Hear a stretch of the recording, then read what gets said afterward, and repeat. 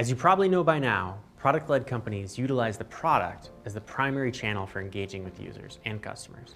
What does this look like for launches?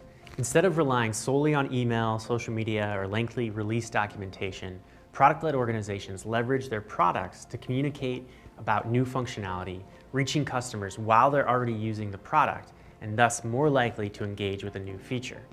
When it comes to launch communications, Pendo internal data shows that users are 300% more likely to see and engage with an in-app guide than an email.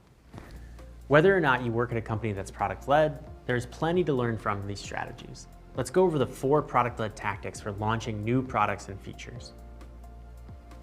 The first tactic is to bring launch announcements in-app. With in-app messaging, product managers and their partners in marketing can communicate with users about a new feature in the relevant area or areas of the product and target specific users who will benefit from the new functionality.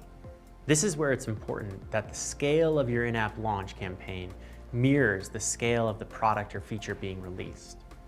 For example, a large-scale release might warrant a pop-up announcement, a full in-app walkthrough, and a drip of additional guides to remind users about new features over time. A smaller product update, on the other hand, might only require a contextual tooltip that points the new feature out to a subset of users who will find it particularly valuable based on their role, admin level, or previous product usage.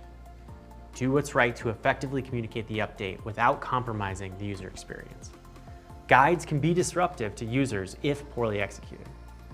Your company might also already have established levels of tiers for releases, in which case it's useful to build out a framework that maps in-app campaigns to each type of release. Look to product marketing for support here if you don't have this already. When deciding what to include in your in-app launch announcements, it's important to clearly explain the value of the new functionality, especially as it pertains to users' current workflows. Since you don't want to pack in-app guides with too much text, it's helpful to link out to additional resources where users can learn more. For example, a post on your company's blog, release notes, a help center article, video tutorial, or even a way to schedule a meeting with their customer success manager. Do this sparingly though, as you do want to keep users inside your app. It's also worth noting how bringing launch announcements in-app can help increase an organization's efficiency. Like many traditional businesses, JLL, a commercial real estate company that was originally founded in 1783, is shifting its strategy to deliver innovative, best-in-class property technology experiences. One of those products is Blackbird, which is designed to visually demonstrate market knowledge to clients. Since the platform had existed for a number of years and accumulated an array of features, the JLL team wanted to ensure new features weren't getting lost in the noise. They also needed to drive awareness of new features without draining engineering resources. JLL started using in-app guides to familiarize users with new features, and it immediately saw a benefit as task time fell. What used to take an engineer 3 days as a manual build could now be handled by a product manager in an hour. The second product-led tactic is to target communications to the right users. Users are much more likely to respond to launch announcements that are relevant to their needs and how they use the product. In order to avoid spamming users with information they don't care about and ensure launch announcements reach the right users, use segmentation to target in-app guides to certain subsets of your user base. As the product manager, you know best who the target user is for a new product or feature. This will inform how to build your segment, whether it's by a user role, subscription type, app version, or page feature usage. If you released an earlier version of a feature via a beta process, you can also use that segment as a starting point. The third tactic is to indicate the next action users should take. When building in-app guides to announce new functionality, you should always think about what you want users to do after reading the announcement. Should they immediately try out the new feature? That is always a good CTA. Or is it a more complex feature that requires users to first learn about how to use it? If they do try it out, do you want users to provide feedback? Most of the time, the desired action will be for users to try out the new feature. When this is the case, make sure you either place your in-app announcement in the area of the product where the new feature lives, or include an internal link that will take users to the feature directly. And the fourth tactic is to use product data to measure success. It's important to track guide metrics to understand how your in-app launch campaigns are performing.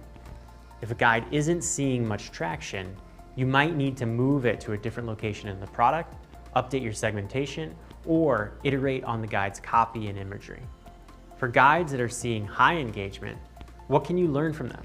Over time and in partnership with product marketing, you can even use these learnings to create playbooks for in-app launch campaigns for each type of release, helping to streamline and standardize this work in the future. The other and most important indicator of success is, of course, adoption. Are users engaging with the new product or feature? You've likely identified the right KPI or KPIs for adoption, so you can use product analytics to determine how or if your in-app tactics are impacting users' behavior. iRobot, the company that started a robot vacuum cleaning revolution with the Roomba, is now a common household name. And while many consumers may not consider iRobot a traditional software company, they are undeniably a product-led company. iRobot's physical product, the robot, and digital product, the mobile app, are at the heart of their user experience and a major reason consumers love their company so much. The company also offers a great example of product-led launches in practice. Whenever the team builds a new feature, they announce it in their mobile app with in-app announcements and messages. And with 14 million customers, they also use segmentation to target these communications to relevant groups of users and deliver a more personalized experience. For example, when iRobot launched its new child and pet lock feature, the product team wanted to target those who would benefit from the new functionality the most. Thanks to behavioral, demographic, and channel data collected in their product experience platform, the iRobot team was able to easily identify and target the in-app launch announcement to users with pets who had a specific type of robot. After implementing product-led launch tactics, iRobot has seen a 43% increase in engagement with feature announcements. Most importantly, their product team is able to deliver personalized recommendations at the right times in a user's journey, helping make their experience with iRobot's physical products that much better.